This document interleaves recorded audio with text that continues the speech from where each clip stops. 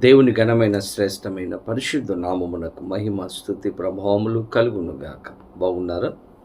పరిశుద్ధ ఆత్మదేవుడు మరి నూతన దినాన్ని మన జీవితంలో అనుగ్రహించి ఉన్నారు.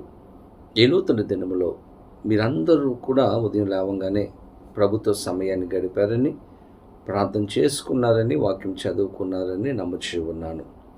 దేవుని బిడ్డలారా, పరిశుద్ధ ఆత్మదేవుడు వాగ్దానం ఇస్తున్నప్పుడు ఆ వాగ్దానాన్ని మనము విశ్వాసముతో పొందుకున్నప్పుడు ఖచ్చితంగా మన జీవితంలో నెరవేర్చే గొప్ప దేవుడిగా ఆయన ఉంటాడు.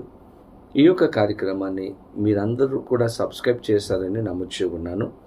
ఒకవేళ చేయకపోతే ఇప్పుడే సబ్స్క్రైబ్ చేయండి. ఇంకా అనేక మందికి షేర్ చేయాలని, ఈ పరిచర్యల కొరకు ప్రార్థన చేయాలని ప్రభు పేరట మిమ్మలను కోరుతూ ఉన్నాను. ఇది పరిశుద్ధాత్మదేవుడు సిద్ధపరిచిన శ్రేష్టమైన అమూల్యమైన వాగ్దానమును ప్రార్థనాపూర్వకముగా పొందుకుందాం. తలలో ఉంచండి ప్రార్థన. పరిశుద్ధుడానికి వేలాది వందనాలు, స్తోత్రములు. ఉదయకాల సమయంలో మేమందరం నీ సన్నిధికి వచ్చి ఉన్నాము. యేసయ్య, మాతో మీరు మాట్లాడండి, దర్శించి మీరు ఆస్వాదించి నీ కృపలో భద్రపరచమని, సహాయం చేయమని యేసు నామమున అడిగి వేడుకొనుచు ఉన్నాము మా పరమ తండ్రి, ఆమేన్. ఇదినం దేవుని వాగ్దానమును చదువుకుందాం. బైబిల్ గ్రంథాలు తెరవండి. యోబు గ్రంథము 42వ అధ్యాయము 12వ వచనమును చదువుకుందాం. యెహోవా యోబును మొదట ఆశీర్వదించినంత కంటే మరి అధికముగా ఆశీర్వదించెను. దేవుని స్తోత్రం కలుగునుగాక. చక్కని వాగ్దానము. ఇక్కడ యోబు భక్తుని దేవుడు అధికముగా ఆశీర్వదించినట్లుగా వాక్యంలో మనం గమనిస్తూ ఉంటున్నాం. దేవుని బిడ్డల ఆశీర్వాదము అనేటువంటిది ఎవరు ఇవ్వాలంటే, ఎక్కడి నుంచి మనం పొందుకోగలమంటే దేవుని దగ్గర నుంచి మనము పొందుకోగలం. ఆయనే మనలను ఆశీర్వదించాలి. కాబట్టి ఈ లోకంలో ఎక్కడ కూడా దొరకదు. ఈరోజు ప్రభు దగ్గర మాత్రమే ఆ ఆశీర్వాదమును పొందుకోగలం. ఆయనే మనలను ఆశీర్వదించాలి. యోబు యొక్క జీవితాన్ని మనం గమనిస్తే, యోబును మొదట ఉన్న దానికంటే మరి అధికముగా యోబును దేవుడు ఆశీర్వదించాడంట. ఒక ఉన్నతమైనటువంటి స్థానంలో దేవుడు ఉంచాడు.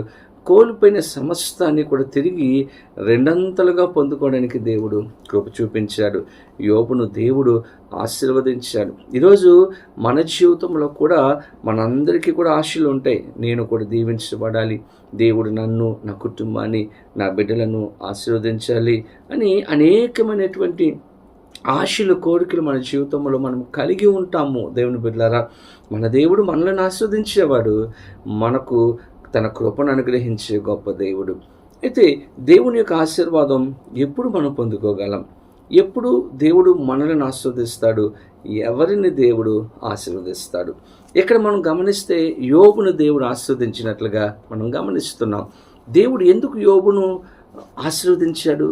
ఎందుకు యోబు జీవితంలో అధికమైనటువంటి మేలులు దయచేశాడంటే, యోబు గ్రంథము 1వ అధ్యాయము 1వ వచనంలో మనం గమనిస్తే యోబు యొక్క జీవితంలో జరిగినటువంటి కొన్ని కార్యాలు మనం గమనిస్తాం. దేవుని బిడ్డలారా, ఊజు దేశమందు యోబు అని ఒక మనుష్యుడు ఉండెను. అతడు యథార్థవర్తనుడును న్యాయవంతుడునై దేవుని యందు భయభక్తులు కలిగి చెడుతనము విసర్జించిన వాడు. దేవుని స్తోత్రం.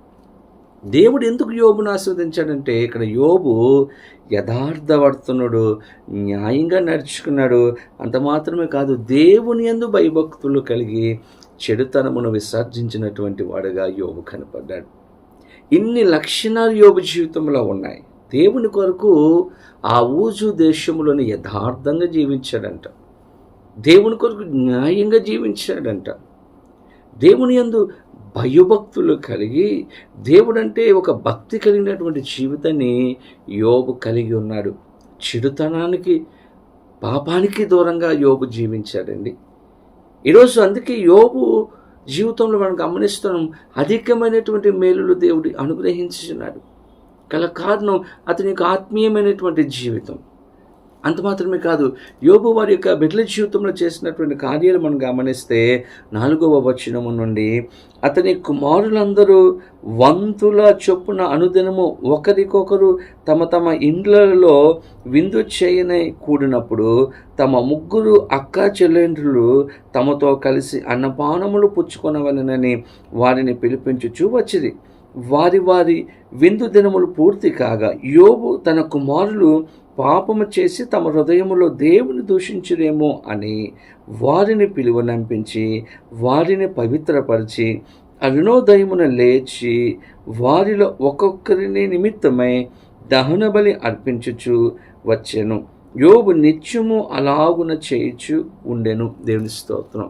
ప్రతిరోజు కూడా వారి బిడ్డల కోసం దేవుని దగ్గరకు వచ్చి ప్రార్థన చేస్తున్నట్లుగా, బలి అర్పిస్తున్నట్లుగా మనం యోబు జీవితంలో మనం గమనిస్తున్నాం. ప్రతిదినము కూడా దేవునికి దగ్గరగా ఉంటున్నాడు, దేవుని దగ్గరకు వస్తూ ఉన్నాడు, దేవునితో సహవాసం చేస్తూ ఉన్నాడు, తన కుటుంబాన్ని కూడా దేవునిలో నడిపిస్తున్నట్లుగా మనం గమనిస్తున్నాం. అందుకే దేవుడు యోబును అధికమైనటువంటి ఆశీర్వాదాలతో నింపినట్లుగా, ఆశీర్వదించినట్లుగా మనం గమనిస్తూ ఉన్నాం. ఈరోజు మనము కూడా దేవుని కోసం ఈ లోకంలో మనము యథార్థంగా, న్యాయముగా, దేవుని యందు భయభక్తులు కలిగి పాపమును విడిచిపెట్టి దేవునితో నిత్యము సహవాసం చేసినప్పుడు ఆయన మనలను కూడా ఆశీర్వదిస్తాడు. ఈరోజు మీ జీవితంలో కూడా మీరు ఆశీర్వదించబడాలని ఆశపడుతూ ఉన్నారు. ఈరోజు మిమ్మల్ని కూడా దేవుడు ఆశీర్వదిస్తాడు.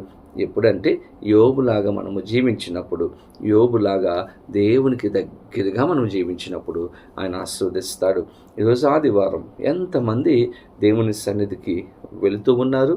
దేవుని బిడ్డలారా, ఎన్నో పనులు మన జీవితంలో ఉండవచ్చు. వాటన్నిటిని పక్కన పెట్టండి. ఉద్యోగం ఇచ్చినటువంటి దేవునికి, కుటుంబం ఇచ్చినటువంటి దేవునికి, ఈ స్థితిని ఇచ్చినటువంటి దేవునికి మనం ప్రథమ స్థానాన్ని మన జీవితంలో ఇచ్చినప్పుడు ఖచ్చితంగా ఆయన మనలను ఆశీర్వదిస్తాడు. కాబట్టి యోబుకు అనుగ్రహించినటువంటి ఆశీర్వాదములను ఈరోజు మన జీవితంలో కూడా పరిశుద్ధాత్మ దేవుడు మనకు అనుగ్రహించి అధికమైన మేలులతో ప్రతి ఒక్కరిని తృప్తిపరిచి ఆస్వాదించును కాక. ఆమేన్. ప్రార్థన. పరిశుద్ధుడా, నీకు వేలాది వందనాలు, స్తోత్రములు.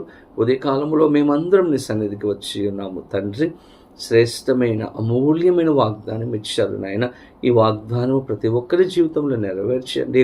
అధికమైనటువంటి ఆశీర్వాదములతో ప్రతి ఒక్క కుటుంబమును, వ్యక్తిని దీవించి నీ కృపలో భద్రపరచమని, ఏ ఏ విషయాలైతే ఈరోజు అడుగుతూ ఉన్నారో వాటన్నిటిని అనుగ్రహించి సంతృప్తిని, సంతోషమును, ఆనందమును దయచేయమని యేసు నామమున అడిగి వేడుకొనుచూ ఉన్నాము మా పరమ తండ్రి.